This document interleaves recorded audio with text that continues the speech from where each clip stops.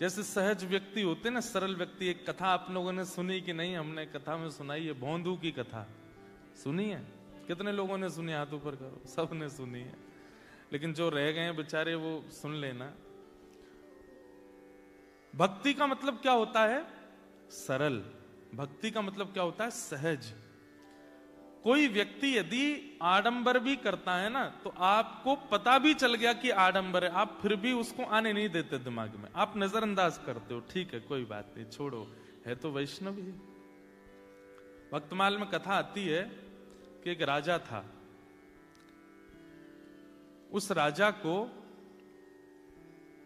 सिर में एक दर्द हुआ, जिसको वैद्य अनेक प्रयास करके भी ठीक नहीं कर पाए। तो एक वैद्य ने उपचार बताया। बोले एक उपचार है। बोले क्या? मानसरोवर में जो हंस रहते हैं, उन हंसों को मार करके उनके हृदय से एक लेप बनाया जाएगा। वो लेप जब माथे पे लगाया जाएगा, तब राजा का पीड़ा दूर होगी। थोड़े थोड़े आगे खिसक आओ पीछे वाले, तो पीछे देखो नहीं, आगे आ जाओ, थोड़े थोड़े आओ। तो बात सुनो।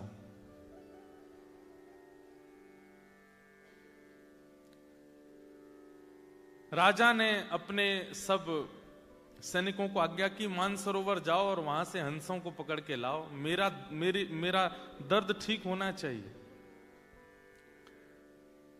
अब वो हंस जो थे वो वैष्णवों के बड़े प्रेमी थे, वैष्णवों की बड़ी निष्ठा करते थे। ठाकुर जी भी वैष्णव निष्ठा करने वाले से बड़ा प्रेम करते हैं। जो वैष्णवों की सेवा करता है, भक्तों की सेवा करता है, उससे ठाकुर जी को बहुत प्रेम होता है। हमारे अष्टसखा कहते हैं, गिरधर जब अपनों करी जाने। ठाकुर जी ने हमको अपना लिया, ये कब जानो? बोले ताको मन भक्तन की सेवा। जिसका मन भक्तों की सेवा में बहुत लगता है, समझो ठाकुर जी ने उसको अपना लिया है। ठाकुर जी की सेवा से ज्यादा मन लगता है ठाकुर के भक्तों की सेवा में, समझो कि ठाकुर जी ने उसको अपना लिया। ऐसा अष्टसखा कहते हैं। तो उन हंसों से ठाकुर जी बहुत प्रेम करते थे, क्योंकि वो वैष्णवों की बड़ी सेवा करते थे। जब कभी भी मानसरोवर पर कोई संत आते, वैष्णव आते, भक्त आते, तो ये हंस जाते थे, उनको प्रणाम करते थे, उनको वंदन करते थे। और आज इन्हीं हंस को पकड़ने के लिए राजा के सैनिक आ रहे हैं। सैनिकों को देख करके हंस वहां से भाग गए। हंस बहुत कम दिखते हैं ही नहीं, अभी केवल मानसरोवर में, वहां पे भी सबको दर्शन नहीं होते। तो सैनिकों को पता चला कि ये हंस जो है, ये संत महात्माओं के हाथ से दाना चुगते हैं। इसका मतलब है कि भगवा भेषधारी इनको प्रिय लगते हैं। हम सब सैनिकों के भेष में आए, इसलिए दूर भाग रहे हैं, भगवा भेष पहन लो। क्या किया? आडंबर। हैं सैनिक, लेकिन बन करके कैसे आए? जटा जूट बांध करके, तिलक फोटा लगा करके, धोती वोती पहन करके, संत जैसा हाथ में करताल लेकर के नारायण नारायण करके मानसरोवर पर सैनिक आ गए। तो उनको देख करके हंस ने दूसरे हंस से कहा, देखो संत आए हैं, प्रणाम करने चलो। तो दूसरा हंस बोलता है, ये संत नहीं है, ये वही हैं जो कल हमको पकड़ने आए थे, जो हमको मारने ले जाने वाले हैं, ये वही आए हैं। तब पहला हंस कहता है, बोले कि मुझे भी पता है ये वही हैं, लेकिन इनकी भेष देखो, इनकी वेशभूषा देखो, इनका स्वरूप देखो, ये तो संत के रूप में आए हैं ना। और हमारा आज तक नियम रहा है कि हम संतों को प्रणाम करते हैं, भले ही वो व्यक्ति शुद्ध नहीं है, लेकिन उसके वस्त्र तो शुद्ध है ना, इसलिए हमको प्रणाम करने जाना चाहिए। और दोनों हंस जानते हुए भी कि ये दोनों ये सैनिक हैं, ये संत नहीं है, फिर भी उनको प्रणाम करने गए। और जैसे ही प्रणाम करने लगे, उन सैनिकों ने तुरंत अपना चोला हटा दिया और हंसों को बंदी बना करके जाले में बांध करके ले गए राजा के यहाँ। ठाकुर जी इस लीला को देख रहे थे। बहुत ध्यान से सुनना, जिन्होंने ये पत्र दिया वो तो बहुत ही ध्यान से सुनो।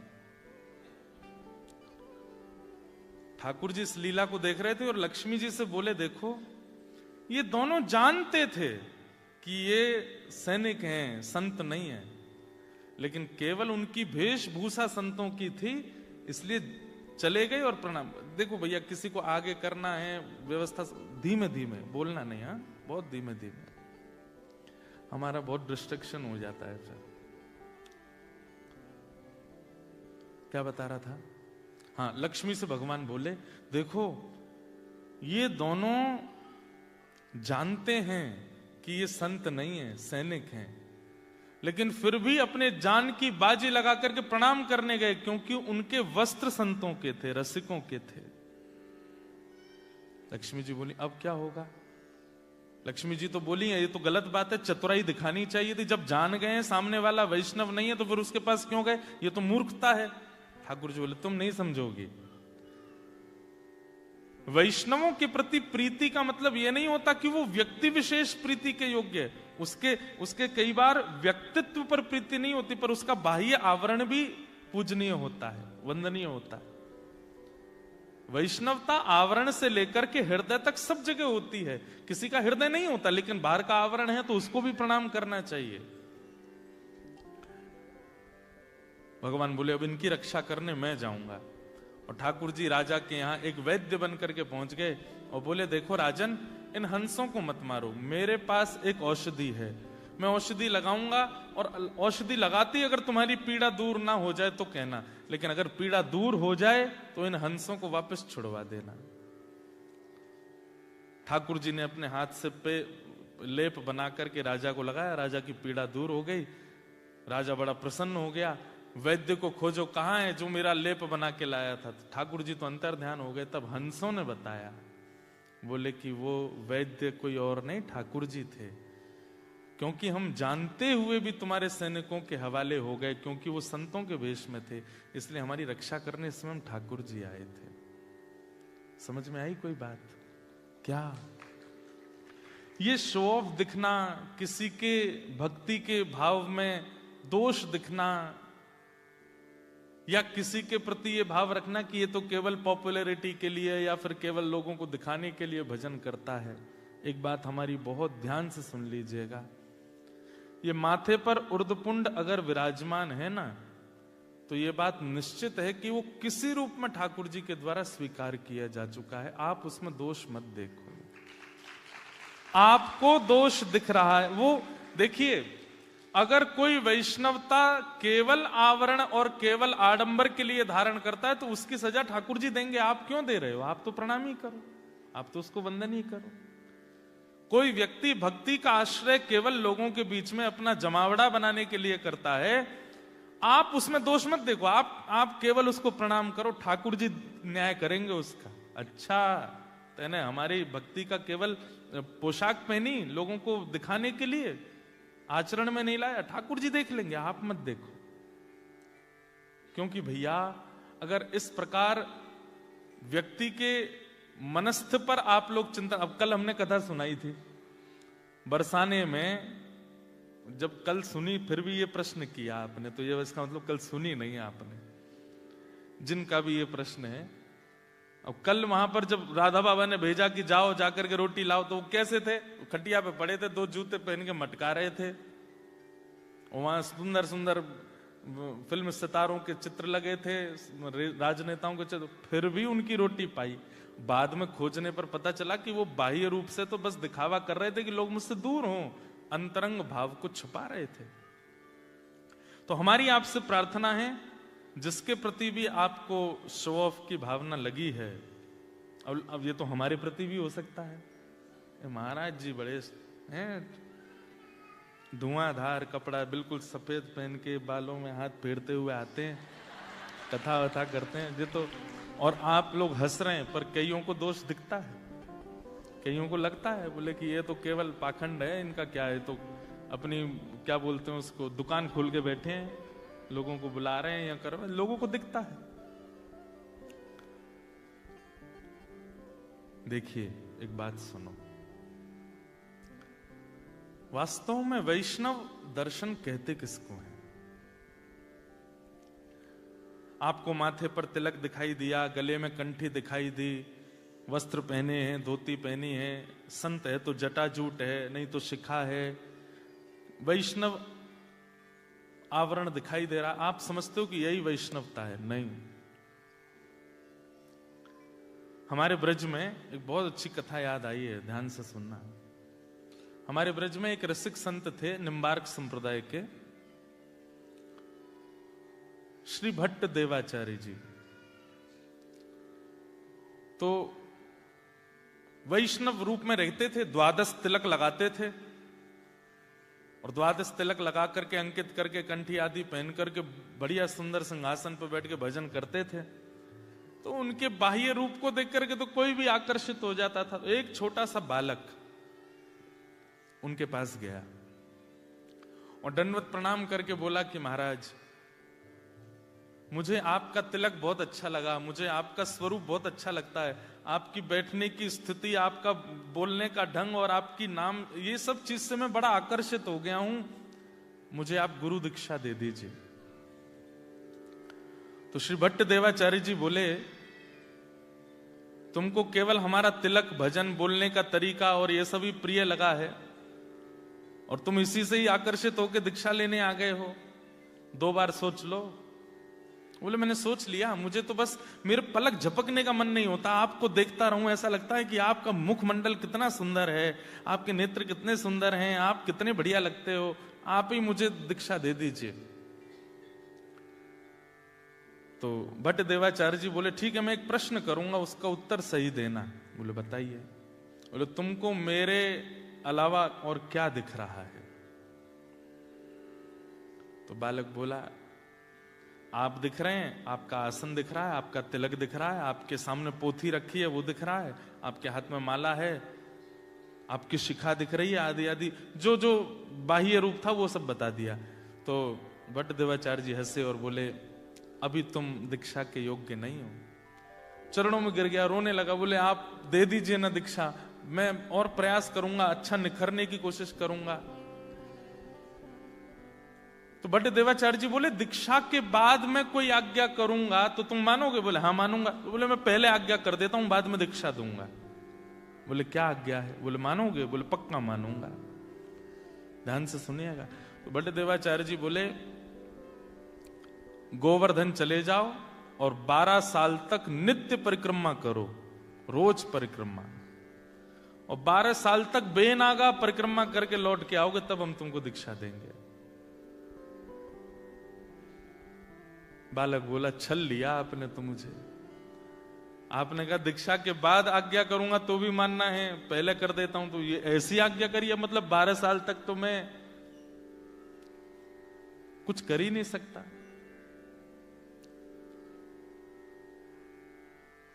लेकिन गुरु आज्ञा मान करके वो बालक 12 साल के लिए गोवर्धन चले गए और नित्य परिक्रमा लगाते। इतनी निष्ठा। अब देखो आजकल तो गुरु लोग परीक्षा लेते ही नहीं है। आपसे किसी ने ऐसे कह दिया होता तो आप क्या करते? बोले सुनो, बहुत बतेरे गुरु बैठे हैं, हम कहीं और चले जाते हैं। हाँ ये भी कोई बात है? 12 साल की परीक्षा ले रहे हो आप हमारी।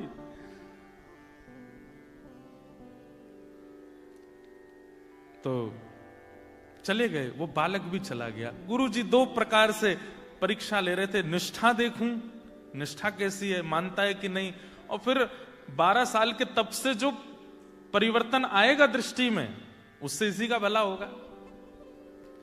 तो 12 साल के लिए वो बालक चला गया, गिरिराज जी की रोज परिक्रमा करी और गिरिराज जी से रोज प्रार्थना करते, हे गिरिराज बाबा मुझे योग्य बना दो कि मैं अपने गुरु से दीक्षा ले सकूं। 12 साल बाद वो बालक आया। अब तो वो बड़ा हो गया था। गुरुजी प्रणाम, आपने आज्ञा की थी 12 साल परिक्रमा की, मैं पूरी करके आ गया हूं, अब मुझे दीक्षा दे दो। गुरुजी बोले 12 साल हो गए? बोले हाँ। अरे मेरा लाला, अच्छा बैठो, बताओ अब तुम्हें क्या दिख रहा है? बोले गुरुजी पहले तो केवल आप एक मानव जैसे दिख रहे थे, लेकिन आज आपके श्री अंग से ऐसा लग रहा है मानो जैसे सूर्य के समान तेज प्रकट हो रहा हो। आपका तिलक ऐसा लग रहा है मानो स्वर्ण मंडित कुछ माथे पर विराजमान हो। आपके रों कूप में ऐसा लग रहा है मानो जैसे कोई दिव्य दिव्य वेद ध्वनि प्रकट हो रही हो। खूब महिमा मंडन किया। भट्ट देवाचार्य जी बोले, अच्छा बेटा एक काम करो। बोले क्या? 12 साल के लिए फिर जाओ। बोले गुरुदेव ये क्या? बोले अभी जो तुमको दिखना चाहिए वो दिखा नहीं है, और जब तक वो दिखेगा नहीं मैं दीक्षा दूंगा नहीं। बहुत रोए, बोले कि भगवान ऐसा मत करो, मैं बहुत तड़प के आया हूं। बोले जो भी हो, अगर मुझसे दीक्षा चाहिए तो 12 साल और जाओ। वो बालक फिर से गया।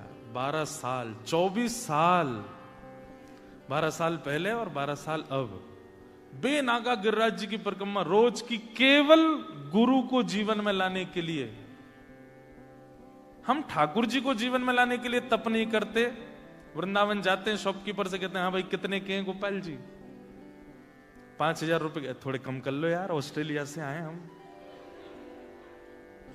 भैया एक बात हमारी ध्यान से सुनिएगा, भजन, भक्ति, गुरु, वैष्णव, ठाकुर जी, ये सहजता से अगर जीवन में आ गए ना, आप उनकी सेवा फिर निपुणता से करोगे नहीं। इसलिए मूल्यवान वो मोल से आने चाहिए, वो मेहनत से आने चाहिए, वो तप से आने चाहिए, तभी आप उनका मूल्य समझोगे। 24 साल हो गए। अब वो बालक नहीं रहा है, अब तो वो बड़ा हो गया, आयु उसकी खूब हो गई। आया, प्रणाम किया, बोले गुरुदेव 24 वर्ष की तपस्या पूरी हो गई, अब आज्ञा कीजिए। गुरु जी बोले बैठो सामने, बताओ अब क्या दिख रहा है?